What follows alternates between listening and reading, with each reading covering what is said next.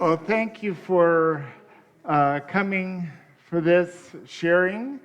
Linda and I were so grateful to be at this year's convention. It was from actually June 25th to the 30th. Actually, for you, it was to the 31st. And the theme this year was Back to the Future. And there were some really wonderful workshops. Now, Linda and I took very different workshops, and I made a presentation to go over the workshops I did. The first one is over the past year and a half, Reverend Chad Groverland is president and CEO of Unity, and he is doing this power-focused ministry in ministries all over the country. He will only do it in person. He will not put it online. And he's just got a schedule. He's going all kinds of places. It's really quite wonderful. And what this embodies is stop believing we are everything for everyone. We can't be all things to all people. And the idea is to focus on who's in the room. Give our attention and love to who's really here, rather than spending so much energy of, oh, wouldn't it be great if? But there's people here, and let's serve who we are. Clarity on the why we are doing ministry, the why, who, and how of ministry. And he calls for Livestream to be interactive, not passive, where you just watch, but that there's interactivity. He also he birthed forth this idea of the 5 pillars of ministry. Simply put, the first pillar is the Fillmores, keeping in touch with the founders and contemporaries and bringing forth this wisdom. And we do that every week. The second pillar is integral ministry. It's facilitating the unfoldment of individual and collective consciousness by using various learning styles, focusing on our vision, our mission, rather than just what the individual leader has to say. And we do that as well. Third pillar is experiential growth, having meditation, mindful exercise, grounding from the head to the heart, breathing, healing affirmations and denials, role play, music, anything where we're experiencing something. We experience in monthly potluck. We experience it in our spirit groups. We experience it as we come together, as we experience our sharing of ideas. The fourth pillar is IDEA. This is the commitment to inclusivity, diversity, equity, and accessibility. It's a vision to create a world that works for all people, all creatures, all creation.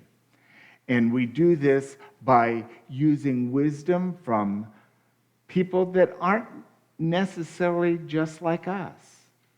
So like the quote from Paramahansa Yogananda today falls into that category of allowing an inclusion. We say that we're about accepting the light in all people, but how are we doing it? How are we taking action?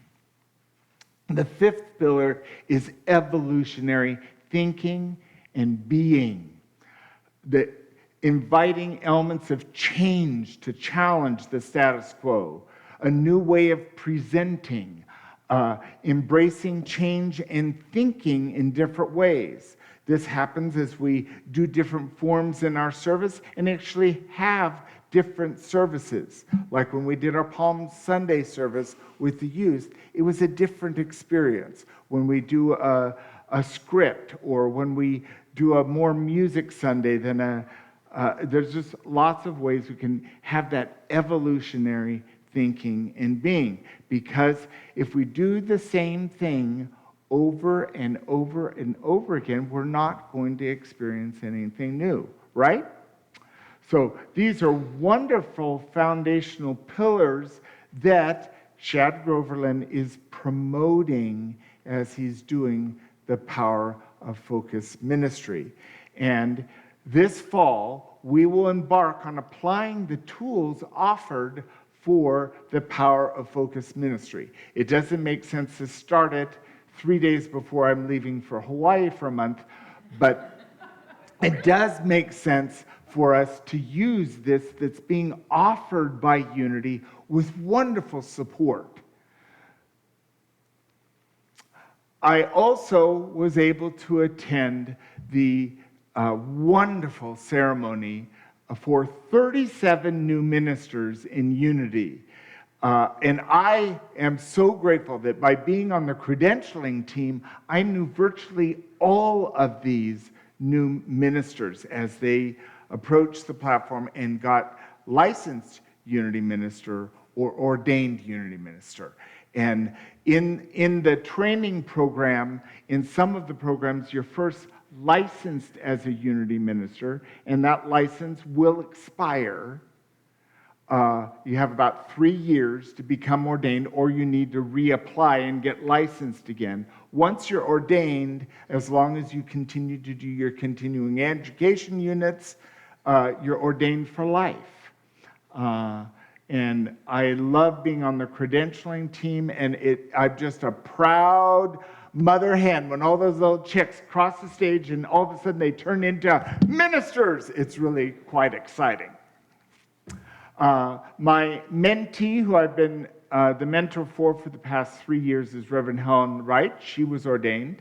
And yes. And Reverend Mickey Quinton was ordained. I was his one-on-one evaluator. So in the training program, the candidates experience one evaluator that meets with them throughout their training. And then they also, twice a year, meet with minister teams, and it's been impractical to have the same teams work always with the same, because there's so many ministers, and it's in all of the programs. And I've just started this week being the new one-on-one evaluator for Justine Lawrence in Atlanta and Reverend Wally White in North Carolina. Wonderful people, and so I will be their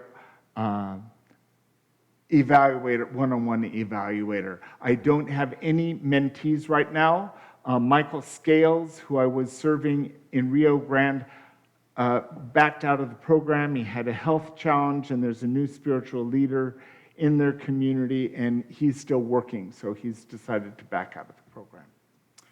And that's that. The next workshop that I attended was Metaphysical Christianity, Rescuing Unity from Allergies and Obscurity. This is from Reverend Mark Hick. He's the one who created TruthUnity.net. And he courageously brought forth and put on the table this question that was all over the convention. And that is, there's a part of people in our movement that does not want to identify with Christian, no way, no how. And he was bringing forth that Unity is Christian and has a very long-standing tradition that connects with Greek metaphysical theology and Jesus, and all the way through that we are Christian, and we have a deep-standing roots in that. I agree with that. I am a Christian. I believe that Unity is a Christian denomination. I believe that it's a practical Christian denomination. As our founders, Myrtle and Charles Fillmore, decided that they wanted to teach like Jesus, heal like Jesus, and live as Jesus in that process of awakening to the highest truth. I believe that's what we're about. But there are some people who are disagreeing that. And there were multiple workshops in this year's convention to address that, to have the conversation come up and people be heard wherever their stand was. It was really quite beautiful. Did you want to add anything to that? No, because I didn't attend any workshop that addressed that other than that one. Beautiful. That was great. The next one was particularly interesting. It's Sacred Safety Active Shooter Information Training with Kevin Holman, who's has great experience in the whole field of security. And the basis of this is the idea to preserve the most lives possible and for a community to work on one accord. His basic premise behind it is 1, get out. Have an evacuation plan, and you always go away from the noise. 2, you lock out, because if someone's entered the building, they're not going to take the time to deal with a locked door. So lock doors and turn the lights out. The third one is take out. Fight back. Take down with projectiles. Right now, if each one of you grabbed a hymnal and threw the hymnal at me, chances are you'd be able to have an effect on me being able to do anything else, right? So that's the idea. Now, this is a situation that we do not want to have in our lives, and there was great wisdom in the room, and it was made perfectly clear that local law enforcement, county and city officials are happy to come to any organization to analyze and see what best can be done within our facility. So we'll create a team to work towards sacred safety in the fall, and we'll make the connection to those outside agencies to get evaluated and trained so that we have the idea of how to deal with the unthinkable. Thank you. Part of what happens at the Unity Convention is a business meeting. And it was shared that Reverend Shad is going to continue to lead that Power Focus ministry workshop all over the country. And there was a poorly shared bylaw change that was interminable. But to put it simply, it was voted on finally for licensed Unity teachers to have a vote at the business meeting. A whole bunch of chaos around just voting for that. And it was last put on the ballot in 1980. So this has been and it wasn't voted on. It wasn't like our licensed Unity teachers are credentialed leaders. Phyllis, Dr. Phyllis and Linda here have been credentialed. They can lead ministries. They should, by their right, be able to vote for the board meeting that the board credentialed them at. I'm all behind that, so hallelujah. The minister and then 4 people from the ministry who could be made as delegates. And what's happened is licensed Unity teachers have been made delegates, but they shouldn't have to be, they should be able to vote in their own right. The other big issue is last year they voted for our fiscal year to be January to December. It wasn't that way before. But now that it's January, December, having a business meeting where you present the budget for January to December 2024 is really hard to do. It's not very practical. Wouldn't you agree, Deb? And wouldn't you agree, Christopher? So what was voted on and agreed is that the annual convention and the business meeting that I think 27 places in the bylaws were linked are now unlinked. They don't have to happen at the same time. So the plan next year is the annual convention will happen in June, but the business meeting will happen in November, and we'll do it as a virtual meeting because it's easier to have a budget for the next year because you've got basically a whole year to have all of your interactions to figure out, well, how are we doing and where's it coming from and what's happening in the world and what's happening in our lives. So I thought that was very good. And basically it resides on the board to decide, do we want to do it concurrent? Do we want to do them separate? And that's fine. So that was basically the gist of that. We just saved 3 hours.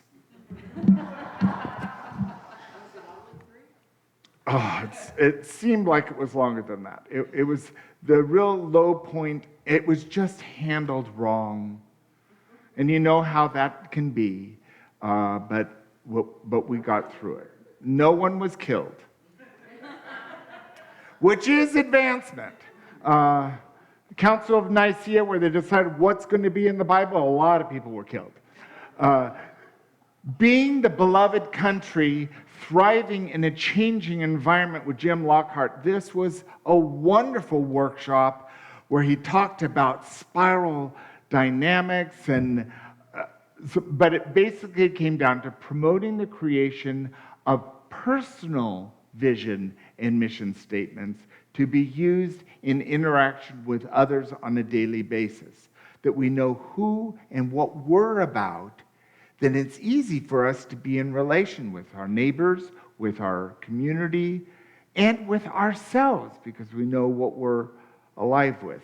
That simplifies it enormously, but it's a good nutshell.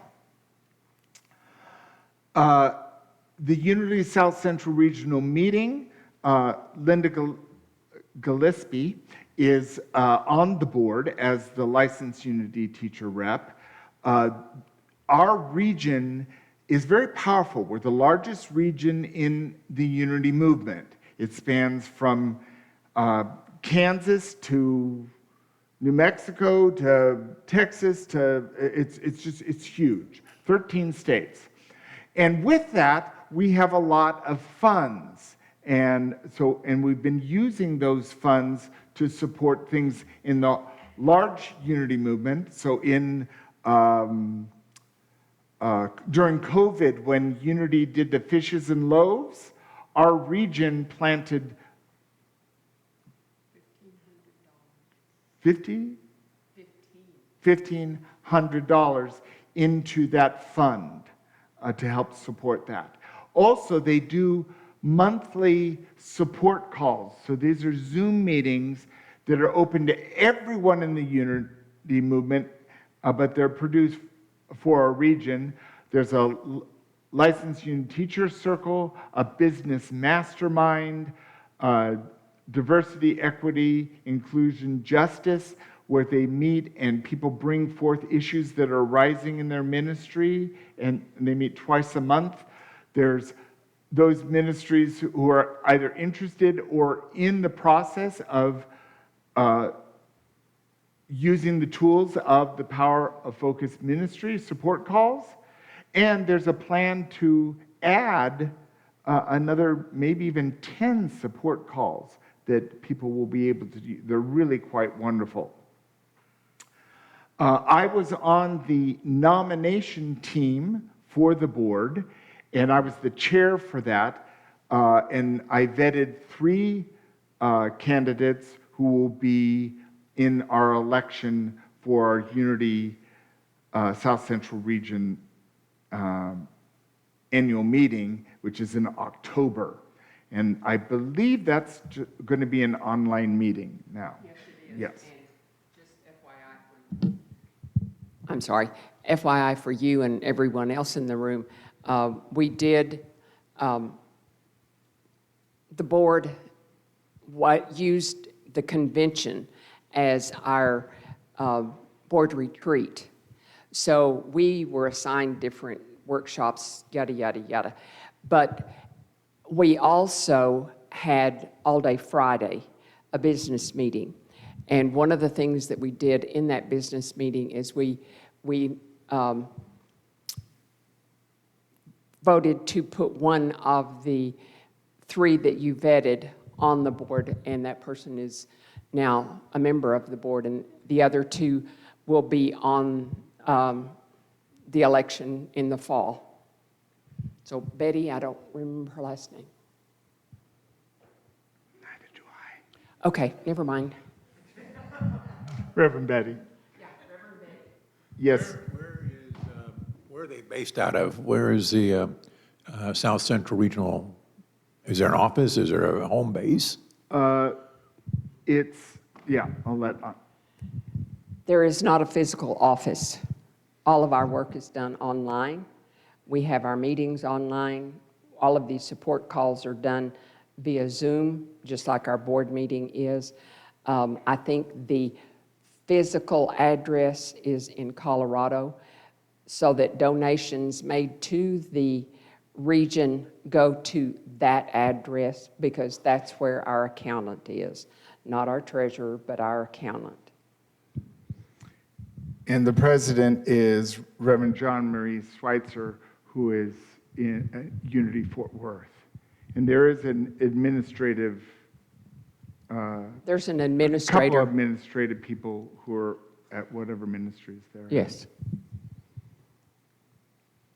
The next was Untangling a Guide to Healing Religious Triggers with Sherry Jameson. This was a wonderful workshop.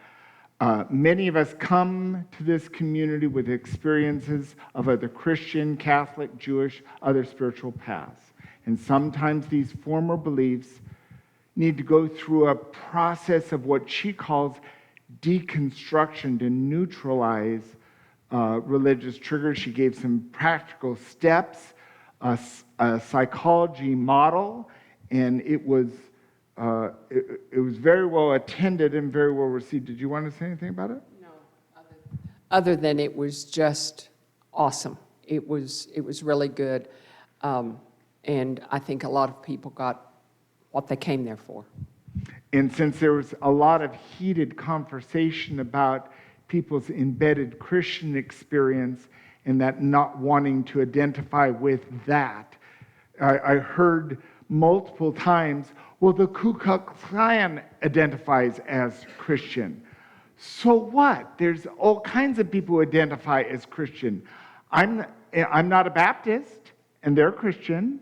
I'm not Ku Klux Klan, and I'm not, that doesn't mean that you are, though. We're not Lutheran just because we're unity.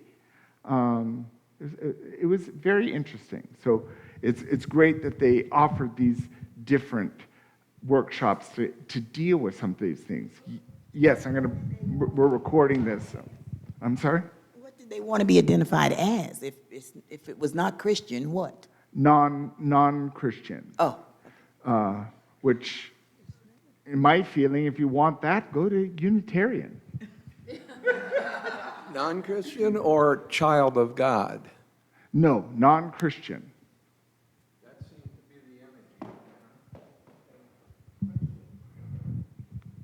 I have heard follower of the way, because that's what Jesus called his ministry originally, and the first 20 years after his death and resurrection,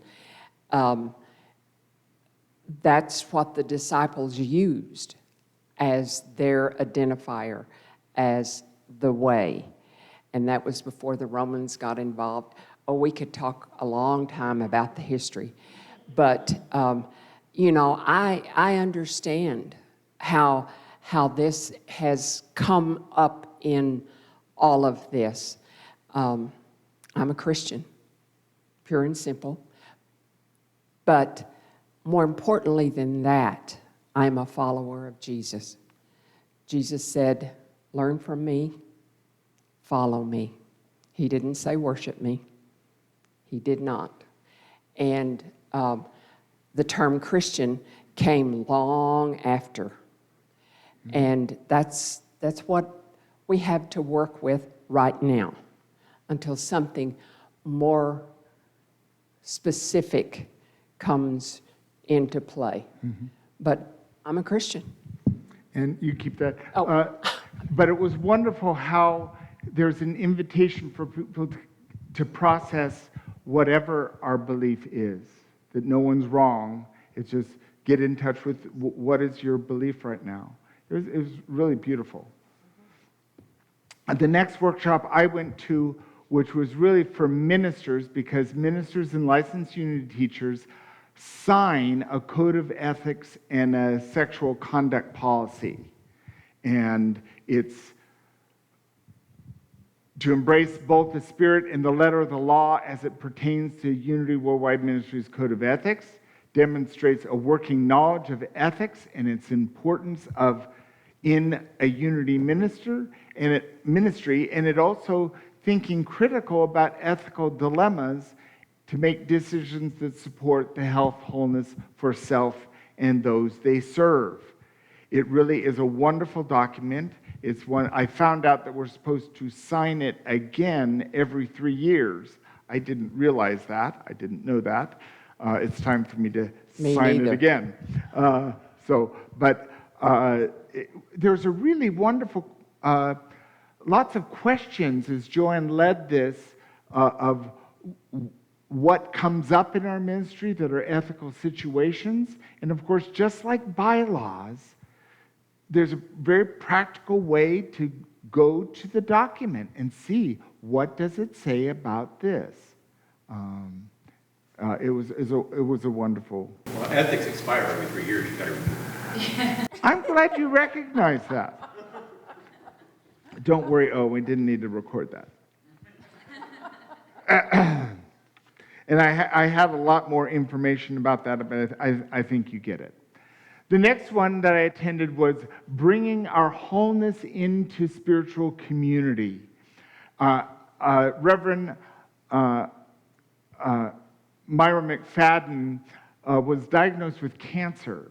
And rather than hide the journey with her community, she brought it into the community. This is really what's going on, and her process, her chemo, her everything, and her healing and wholeness were all part of the journey that the congregation did together. And what she was calling for is how important it is for us to speak what's truly going on and not go around it or evade it or pretend it's not happening, which is very easy for us to do. And it was one that really brought forth the heart of the matter. It was really quite beautiful. Is there anything that you wanted to share about your workshops that you did? Yes. Thank you. Go for it.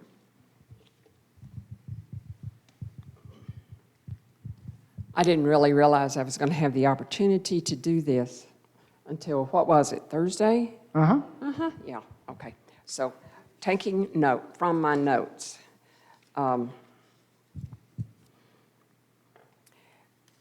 As I said earlier, we being the regional board, took the opportunity about a month before the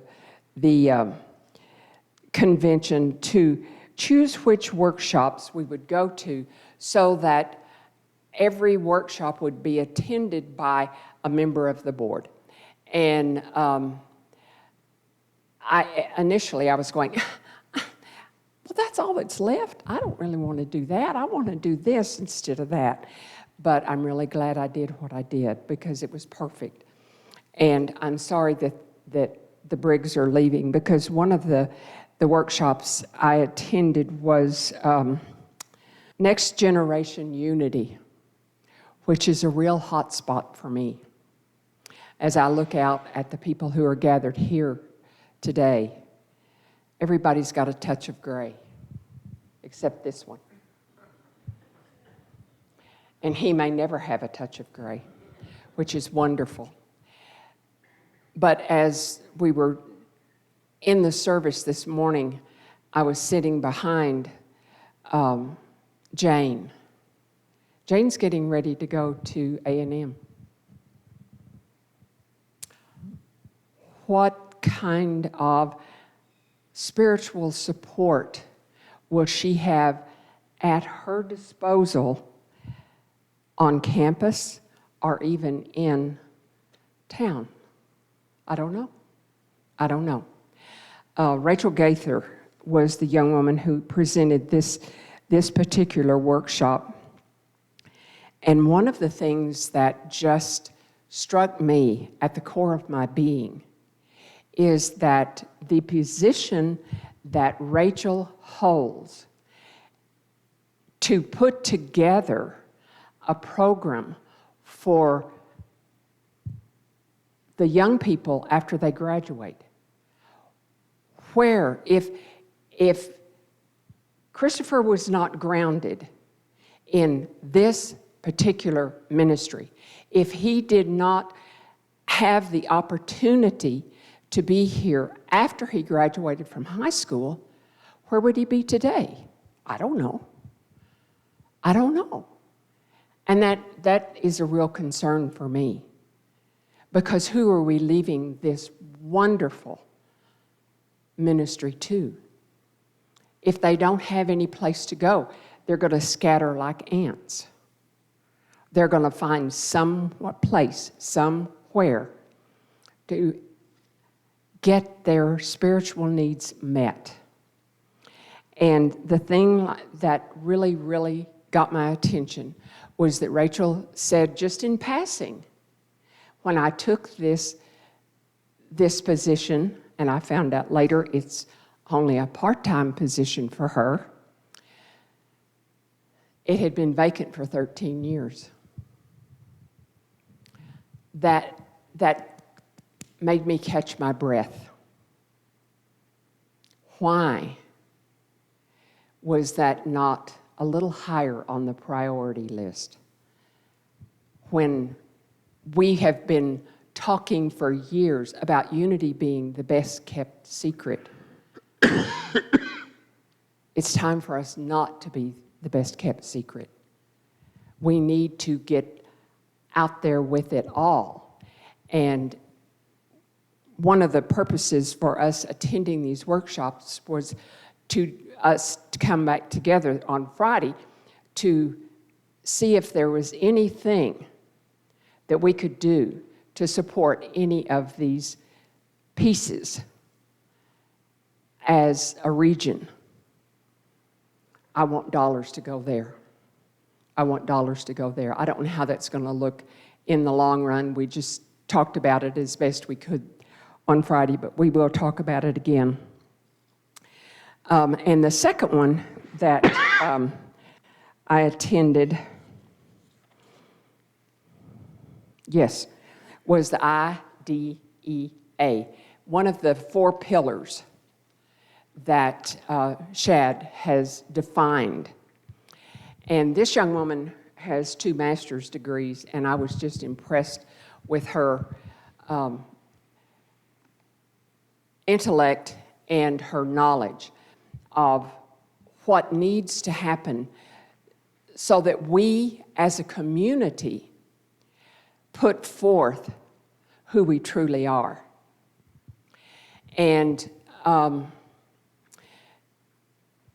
she just said some things that really never had crossed my mind about the importance of people that we do business with. The first one she mentioned was our bank. Does their mission statement align with our mission statement? And the more she talked about all of that kind of thing, do we want to bring in plumbers and electricians that don't have that kind of mindset that we have? We need to look at that. Who we're doing business with. So those are the 2 really important things. Gary covered most of the rest of them. He and I were in the same big workshops together. Jim Lockhart, oh my goodness, he really, and that that falls into that same category with the mission, vision, and core values. Until we individually have our own mission statement, what are we about individually? What are we presenting to the world? And as we come together, we have a better framework to go from as a community. So that's all I've got for you today. So Owen and I are leaving Thursday for sabbatical and vacation. The first week is vacation. We're going to see family and friends on the island of Oahu. We're staying with friends each week, and then 3 weeks in Maui will be my sabbatical. I love swimming in the ocean, and when I get up in the morning, the waves are calmest about 7:30 in the morning. I'll go down. If it's rough, I promise I will not go in the rough water. I'll then walk on the beach. But my intention is to swim for an hour every day, and I will come back so renewed and refreshed. I'm ready, and I can't wait. I have a date with my dear friend Abby Seymour, who is a Hawaiian green sea turtle, and I just can't wait to get out there and see them. We got a free trip with our United Frequent Flyer Miles, so the airfare's free. We're staying with friends. It's the cheapest vacation we can ever imagine, but the best. It's really wonderful. So thank you for your prayers as we go forward and do that. And Owen had plugged ears. It didn't look like he was going to be able to go, but Emily got him cleared out, and so we're going to get packed and go. So thank you very much, and thank you for coming to our town hall.